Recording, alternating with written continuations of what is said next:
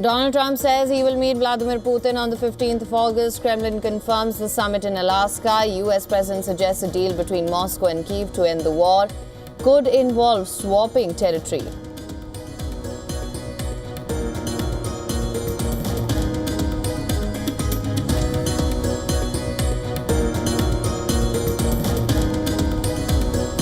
Ukraine says it will evacuate families with children from 19 more villages in eastern Donetsk region, where Russian forces have been advancing. The villages, home to hundreds of people, are within about 30 kilometers of the front line.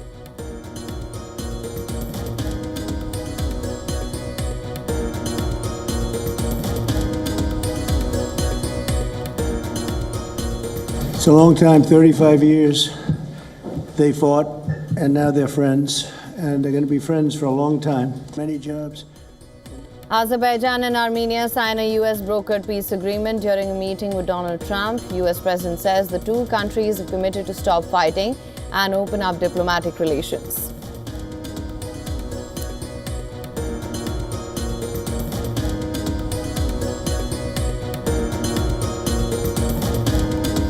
US media says Donald Trump is moving to target Latin American drug cartels with the military after Washington designated several narcotics trafficking groups as terrorist organizations earlier this year.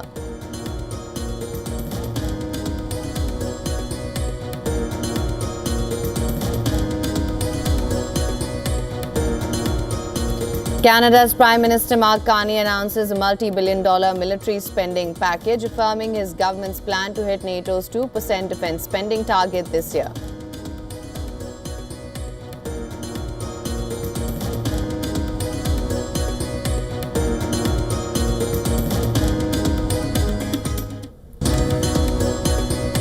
Benjamin Netanyahu says Israel is not going to occupy Gaza. It is going to free Gaza from Hamas. As establishment of a peaceful civilian administration will help free Israeli hostages and prevent future threats.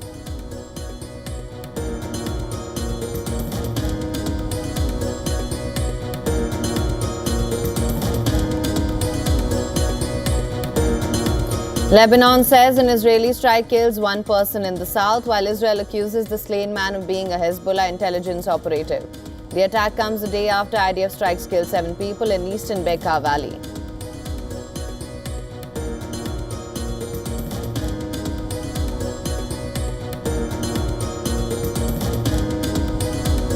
NASA says US astronaut Jim Lovell, the commander of the Apollo 13 moon mission, which nearly ended in disaster in 1970, after a mid-flight explosion, has died at the age of 97.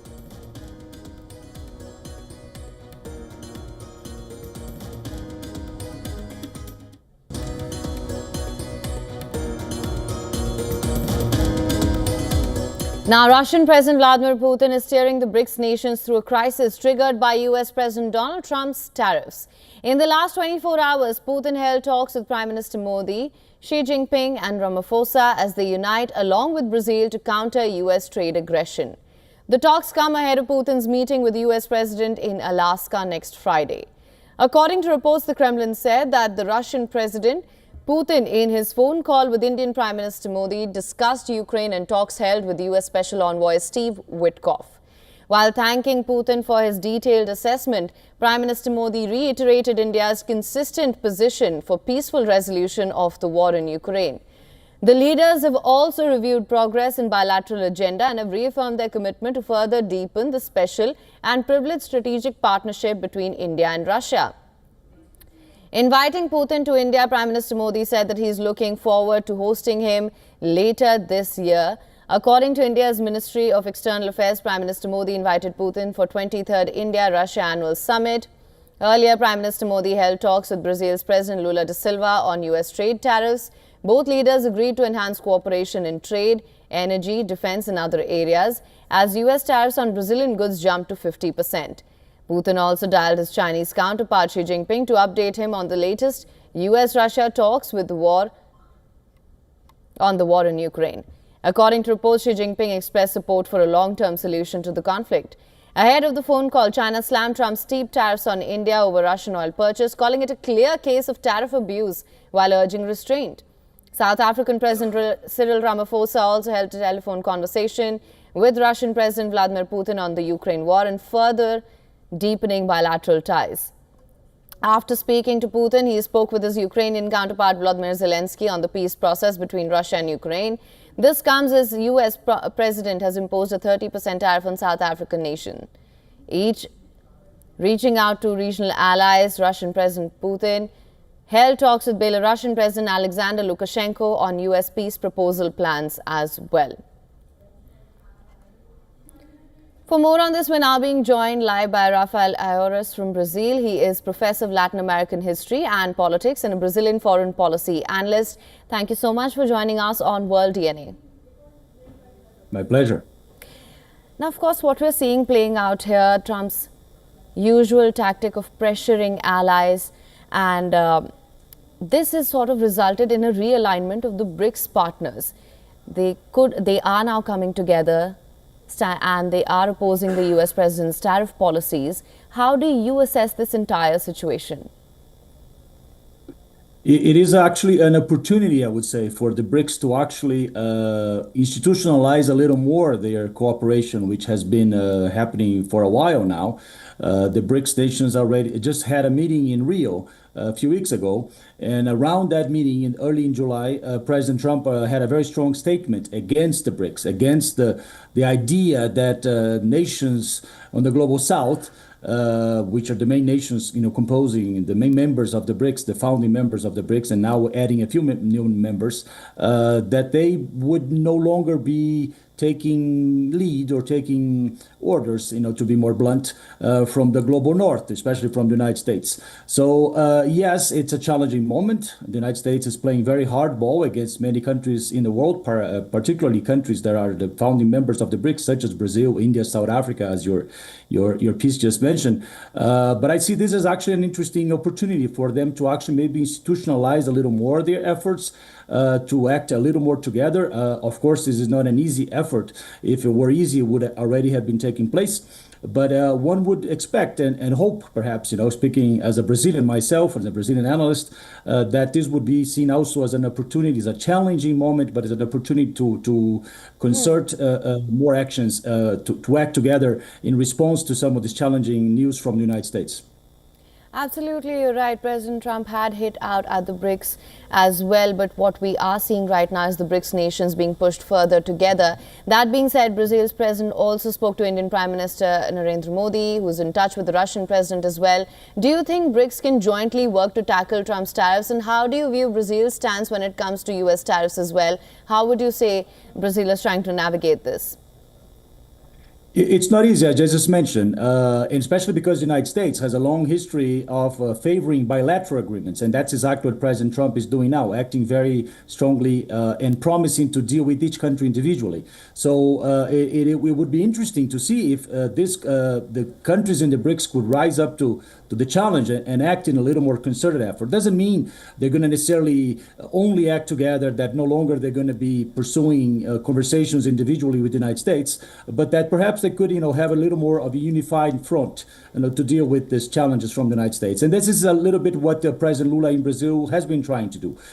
His government has signaled that he wants to continue to have dialogue with the United States. There are important people from the Brazilian government in the last few weeks in Washington negotiating exemptions from some of the tariffs. But also President Lula has signaled that this will not take place, and the willingness of Brazil to negotiate with the United States is not going to be at the cost of Brazilian sovereignty, because the decision from the United States about Brazil has a very strong political motivation as well, which we can talk if you want.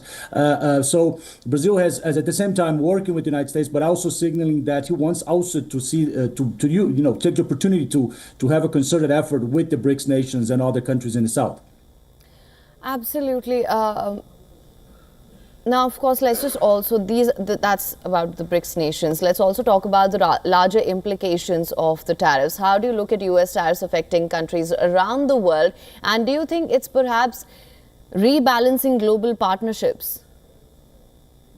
Well, it's really interesting. And let me start by saying, if I may, ironic that the main country that has been proposing free trade for the last 80 years, the United States of America, now is redesigning global trade and international order with a neo-mercantilist, protectionist, approach. So, of course, this is an interesting and challenging moment, especially also because of the style of the negotiation imposed from the United States under President Trump, which is very aggressive, is very also unpredictable, is very personalized.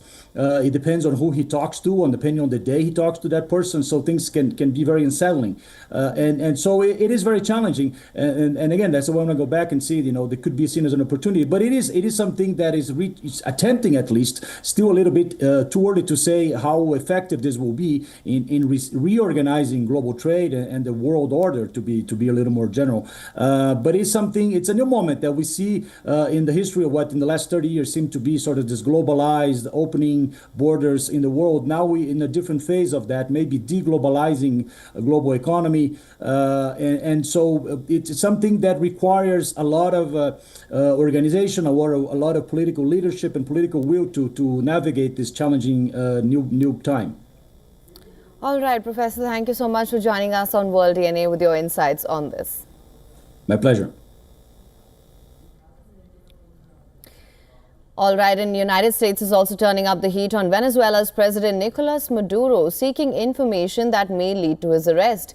The Trump administration has doubled the reward for critical insight on Maduro and is now offering $50 million. The U.S. government had already offered $25 million before, and Attorney General Pam Bondi announced twice the amount of reward money now. Bondi has accused Maduro of being directly linked to drug smuggling operations in prominent criminal groups such as Trinidad and Sinaloa cartel. The U.S. has labeled Maduro as one of the world's largest narco traffickers on claims that the Venezuelan president collaborates with cartels to flood the U.S. with fentanyl-laced cocaine. Venezuela has reacted strongly against these accusations. Venezuelan Foreign Minister Iván Gil said that the announcement was the most ridiculous smokescreen ever seen. The dignity of our homeland is not for sale.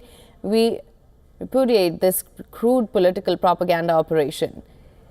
Foreign Minister also taunted Bondi for her flip-flop over the controversial Epstein files and slammed her track record with empty promises like the Epstein secret list. Washington's latest bid to turn up the heat on Nicolas Maduro comes just weeks after former head of Venezuela's military intelligence, Hugo Caraval, pleaded guilty to drug trafficking charges during his trial. Caraval, who fled Venezuela after calling for Maduro to be overthrown, had first denied all charges against him, but later he changed his plea to guilty. The U-turn gave rise to speculation and reports that Caraval had negotiated a deal with the U.S. government in exchange for information on Maduro.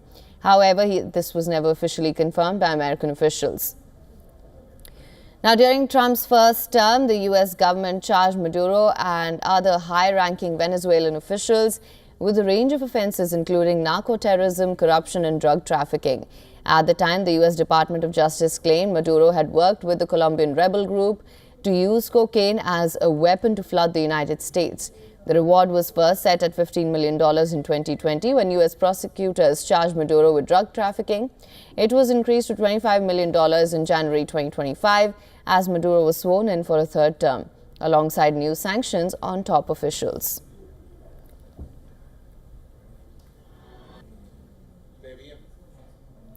As Donald Trump prepares for face-to-face talks with Vladimir Putin, Russian forces are seizing critical Ukrainian territory at an alarming pace. Ukrainian resistance faces its gravest test as Russian military advances. The next weeks could reshape the entire conflict's trajectory. Take a look.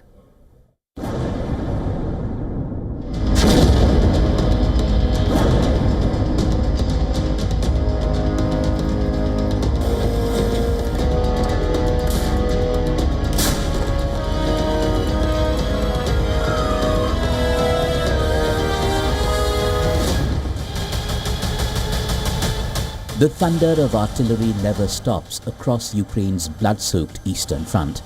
Russian war machines grind forward with renewed ferocity, claiming ground that has cost thousands of lives to defend. In a devastating blow to Ukrainian defenses, Russian troops have captured Chasiv Yar, a strategic hilltop position in Donetsk that commands sweeping views across the battlefield. This high ground, once Ukraine's watchtower over enemy movements, now serves Putin's advancing armies. On the other crucial battlefront in Pokrovsk, the situation is grim. Russia has opened new fronts, unleashing heavy firepower to break through Ukrainian defenses. Kyiv says that over 100,000 Russian soldiers are deployed there. From our side, we can see that the artillery has become more active and there has been a noticeable increase in enemy infantry movement in this direction. The artillery has begun to fire more frequently. It seems that more artillery has been brought in. The situation is complicated. We will just hit them harder, that's all. Yes, we are detecting them and destroying them whenever possible.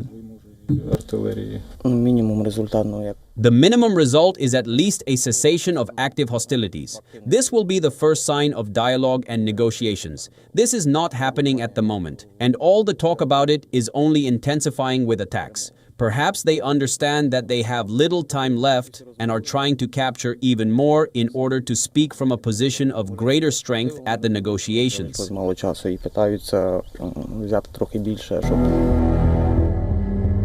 Russia's aerial campaign has evolved into something more sinister.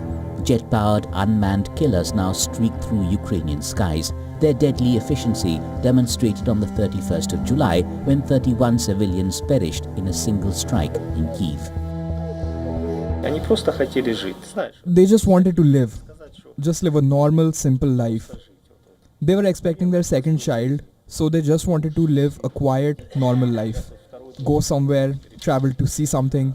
Well, war changes all plans. War destroys all plans. Ukraine fights back with characteristic defiance. Kyiv's drones penetrate deep into Russian territory, striking transport networks and energy installations with surgical precision. Oil refineries burn while power grids flicker as Zelensky's forces extend the war's reach into Putin's heartland. Russia invaded Ukraine in February 2022, citing what it called threats to its security. Kyiv and its Western allies cast the invasion as an imperial-style land grab. Trump had vowed to end Russia's war in Ukraine, but almost 8 months into his second term, it remains an unfulfilled promise. The big question, can the Putin-Trump talks bring a halt to the grinding war?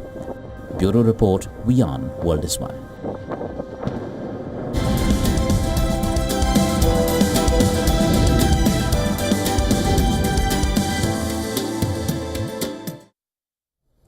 And Donald Trump has warned that a potential court ruling against his global tariff regime could trigger a 1929-style Great Depression.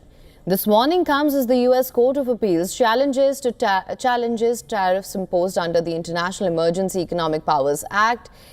A ruling against the administration could force Washington to refund billions in tariff revenue. At the heart of the case is whether the act grants the president authority to impose tariffs during a declared national emergency. Trump has cited illegal immigration, drug trafficking and trade deficits as grounds for emergency action, including small business importers, which argue that the text does not explicitly authorize tariffs and that trade deficits are neither unusual nor extraordinary. During nearly 2 hours of oral argument, several judges expressed skepticism, noting that the law assigns tariff settings powers to Congress. The dispute was significant. It has significant implications for global trade and markets. Trump's tariffs could cover a broad range of trading partners, which includes a new 50% levy on Indian imports set to take effect on the 27th of August. If the court strikes down the tariffs, the administration has signaled plans to use other trade laws to pursue similar measures, with a likely appeal to the Supreme Court on the horizon. Corporations, governments, and investors, which face prolonged uncertainty over U.S. trade policy and its economic fallout.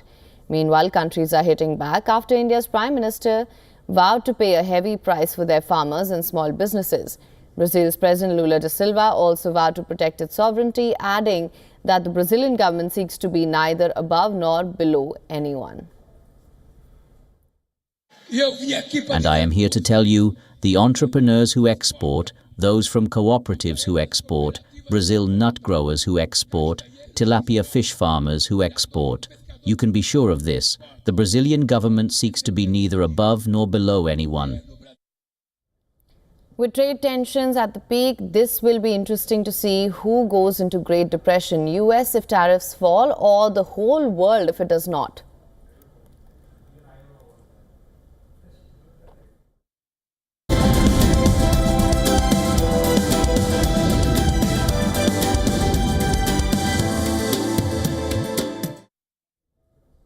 Now, Melbourne is regarded as one of the greatest sporting destinations in the world. Recently, the Minister for Tourism and Sport for the Australian state of Victoria, Steve Dimopoulos, visited New Delhi.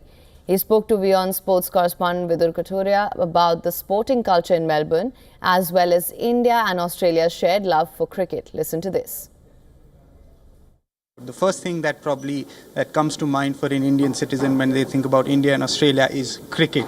And of course, the MCG is central to that. We're getting an India-Australia contest at the MCG again in October. Do we expect another packed house there? I cannot see any other way. We don't have enough seats. Even 100,000 isn't enough. And we'll get millions of people watching. We got millions of people watching when India played Pakistan. We got millions of people watching at the Boxing Day Test last year. So it's not just the people who pack out the stadium.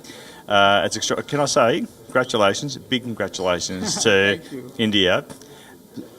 Many connections between Australia and India, but one common connection at least is we love to beat the Poms, the English in anything, including cricket. That's right. So that's a great segue into my next question, which is on the Ashes. Of course, that is Australia is going to host that this year. Australia have been dominant at home when it comes to the Ashes. So I want to put you on the spot and ask you, do you expect another Australian victory in the Ashes this year? I think we'll be done in 3 days and Australia will win. I've got to say, I'm being a bit silly, but Australia, particularly in relation to England, has been a little bit dominant over the last few years. What I do expect is we have a really fond connection, obviously, with the United Kingdom and in England. I expect a humongous crowd. The Ashes is one of the most iconic clashes. Obviously, for as you grow up as an Australian, one of the most iconic clashes. And it's almost like in the old days, trying to beat the big brother, you know, and England was a big brother.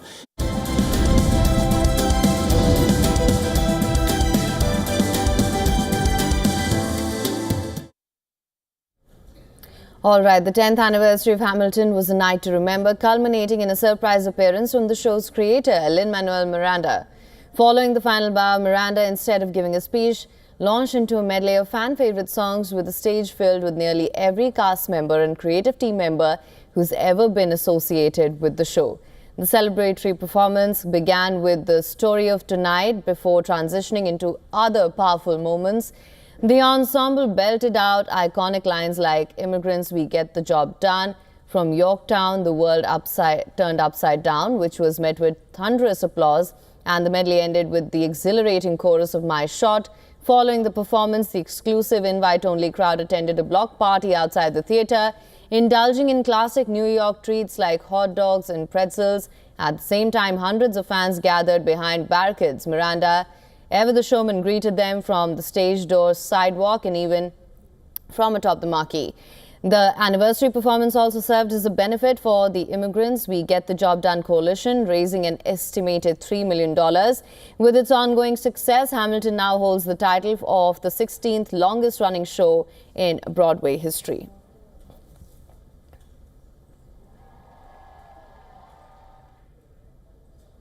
And in the midst of the Russia-Ukraine war, US President Donald Trump has made a major announcement. That's what's coming up next for you on the other side on WION World is One. This will be with a meeting with Russian President Vladimir Putin on the 15th of August in Alaska. And with that, it's a wrap on World DNA.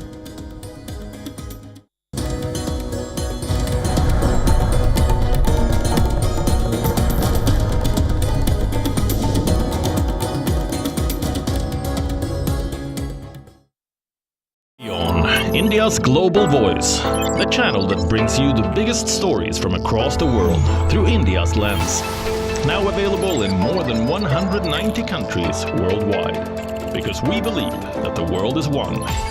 Watch us in Africa, Europe, USA and Canada, South America, Asia Pacific, Middle East and North African regions. Also available on these digital platforms across the world. WION, World is One. From the bustling trading floors of Wall Street to the vibrant exchanges of Asian stock markets, WION breaks it down for you to make sense of what's happening, as we reveal the key factors behind events, strategic battles, and the game-changing business decisions that shape the world. We bring you all of this and more on World Business Watch. AI is a double-edged sword, but pen is always mightier than the sword. I'm a fan of this new technology because it just opens a new gate for all the creative things that you could do with it. We're a wonderful, incredibly complicated machine, but we're just a big neural net, and there's no reason why an artificial neural net shouldn't be able to do everything we can do.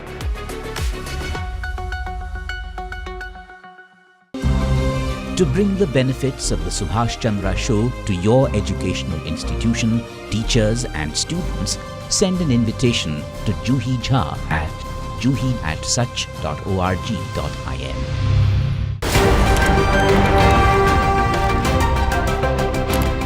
Ready to dive into your daily dose of news? Bringing you what's trending in the West and all that's setting trends in the East. And all of this served up with a side of insightful banter. We don't just bring you the latest stories. We bring you your talking points for the day. And while you do that, from the busy streets of New York, I will provide you with deeper insights on the developments through the course of the day in the US. The show that keeps you ahead of the global curve. A conversation you'd want to be a part of. A place where news becomes an engaging exchange. We bring you stories that impact your present. This is World DNA. Join the conversation.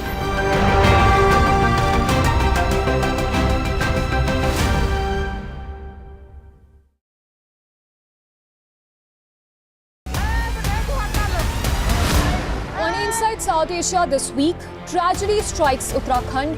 A massive mudslide engulfs an entire village in Uttarkashi district. 1 year since Sheikh Hasina's ouster election announcement for February next year, as Bangladesh reaches for an Islamist identity. And Jammu and Kashmir are the very forefront of India's fight against terrorism. A surge in anti-terror operations and successes.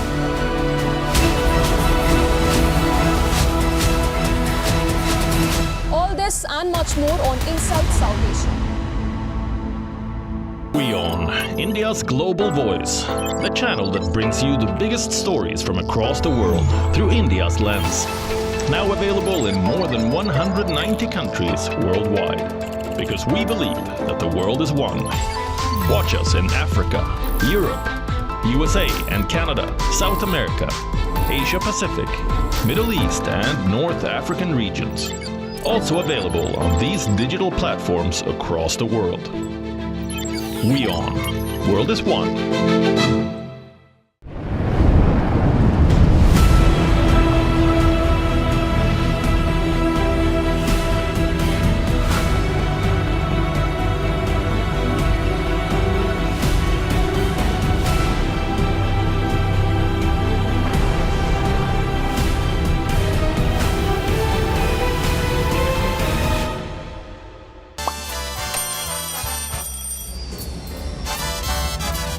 Nur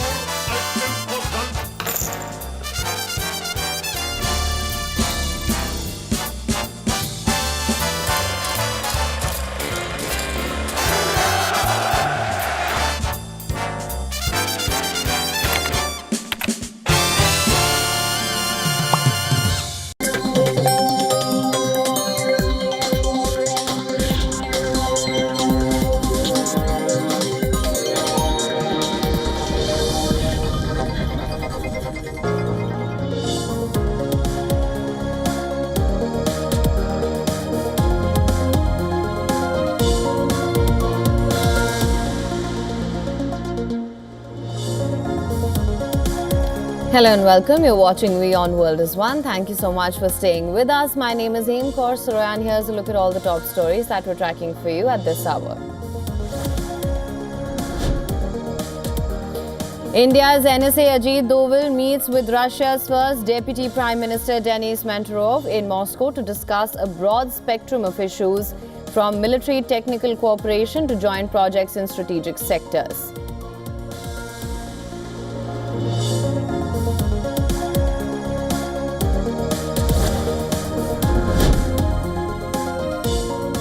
A suspected gunman and police officer dead after law enforcement responds to reports of an active shooter near the adjoining campuses of the US Centers for Disease Control and Prevention and Emory University.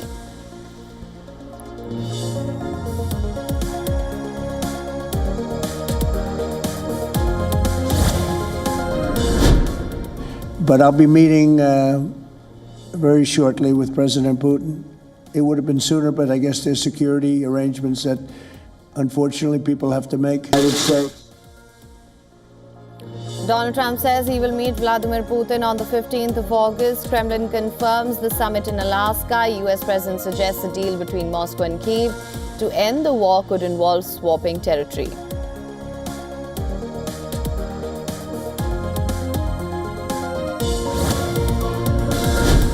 It's a long time, 35 years. They fought, and now they're friends, and they're going to be friends for a long time. Many jobs. Azerbaijan and Armenia sign a US-brokered peace agreement during a meeting with Donald Trump. US President says the two countries have committed to stop fighting and open up diplomatic relations.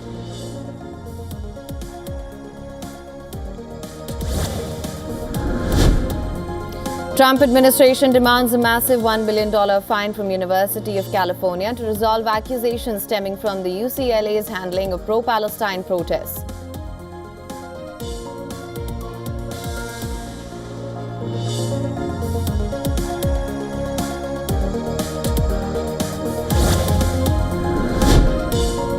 US media says Donald Trump is moving to target Latin American drug cartels with the military after Washington designates several narcotics trafficking groups as terrorist organizations earlier this year.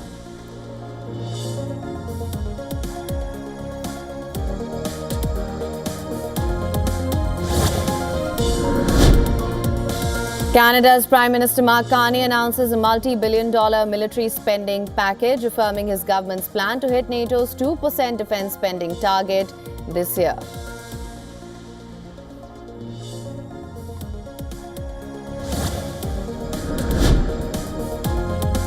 Benjamin Netanyahu says Israel is not going to occupy Gaza, it is going to free Gaza from Hamas, as establishment of a peaceful civilian administration will help free Israeli hostages and prevent future threats.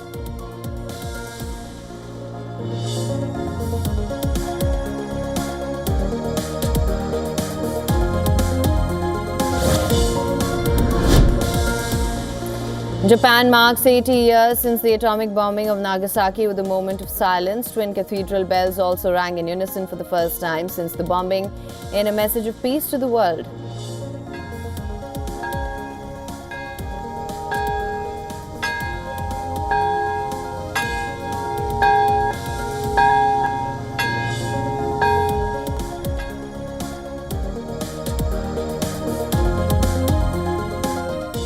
Now, Israel's military will take control of Gaza under a new plan approved by Prime Minister Benjamin Netanyahu's security cabinet, sparking a wave of criticism. In a post on X, Netanyahu said that Israel will not occupy Gaza but will free it from Hamas. He added that Gaza will be demilitarized to pave way for a peaceful civilian administration and that this will help free hostages and ensure Gaza does not pose a threat to Israel in the future. United Nations called the Israeli plan a dangerous escalation that risks deepening the already catastrophic consequences for millions of Palestinians. The UN Security Council will meet on Sunday to discuss this plan as well. The Secretary General is gravely alarmed by the decision of the Israeli government to take control of Gaza City. The decision marks a dangerous escalation and risks deepening the already catastrophic consequences for millions of Palestinians. It could further endanger more lives, including the lives of the remaining hostages. Palestinian ambassador to the UN denounced Israel's military plan to take control of Gaza City as crazy and vicious. This escalation by the Israeli government is going in total contradiction to the will of the international community, international law, and common sense, and I even dare to say against the wish of the majority of the people inside Israel. Hamas termed Netanyahu's plan as a new war crime against Gaza and warned that the military operation would cost Israel dearly. Iran's foreign ministry spokesperson Ismail Baqai said that Israel's plan was another clear sign of the Zionist regime's intention to ethnically cleanse Gaza and commit genocide against Palestinians. The United States has not overtly reacted to Israel's announcement. Trump said it was up to Israel to decide what to do next in Gaza, meaning Washington was offering quiet support for its allies' plan to expand the offensive in the war-wrecked Palestinian territory. U.S. Ambassador to Israel Mike Huckabee condemned British Prime Minister Keir Starmer for condemning Israel's actions. Huckabee questioned if Israel should surrender to Hamas and feed them when Israeli hostages are being starved. On the other hand, Germany suspended arms exports to Israel that it said could be used in Gaza. Expressing his disappointment over this, Netanyahu said that Germany was rewarding Hamas by embargoing arms to Israel. France said that Israel's actions would violate international law, threaten regional stability and lead to a complete dead end. While Canada's Prime Minister Mark Carney reaffirmed his country will recognize Palestine as a state next month at the UN General Assembly, along with Britain and France.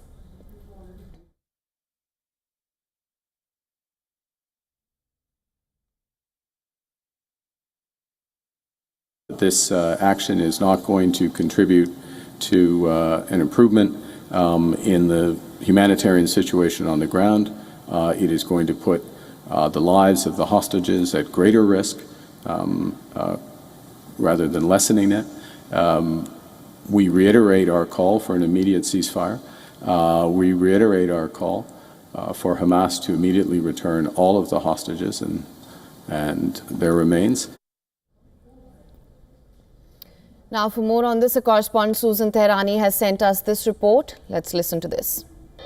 Washington is signaling tacit backing for Israel's new Gaza operations, prioritizing Israel's security aims while pressing for expanded humanitarian access to Gaza. Multiple outlets report the White House views the plan as Israel's call, with quiet U.S. support and parallel work on a U.S.-backed aid mechanism, despite criticism from the United Nations and NGOs that the model undermines humanitarian principles.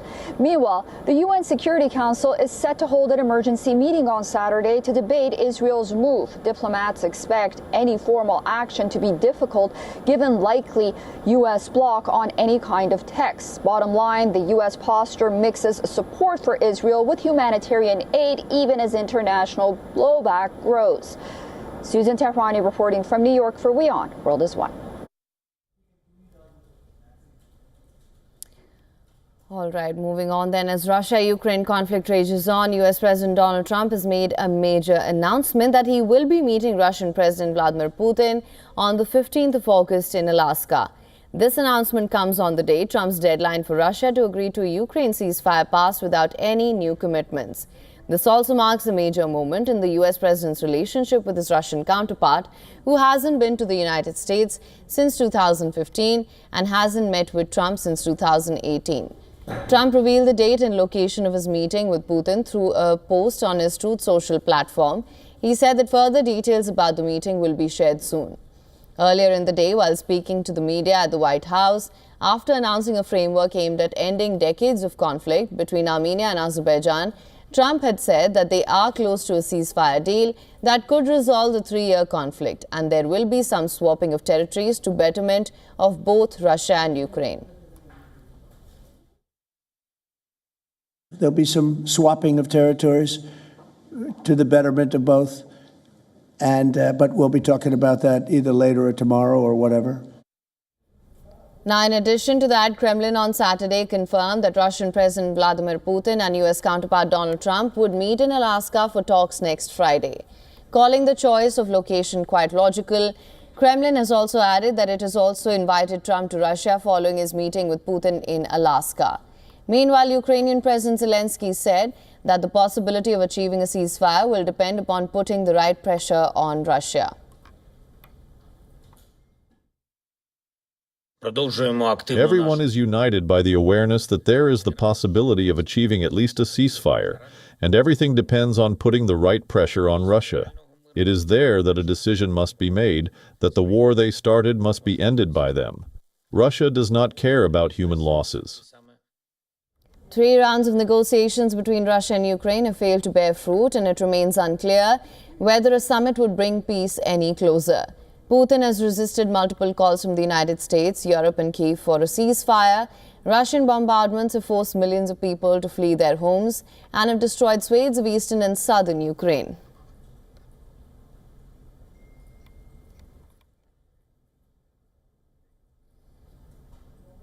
And Russian President Vladimir Putin is steering the BRICS nations through a crisis triggered by US President Donald Trump's tariffs.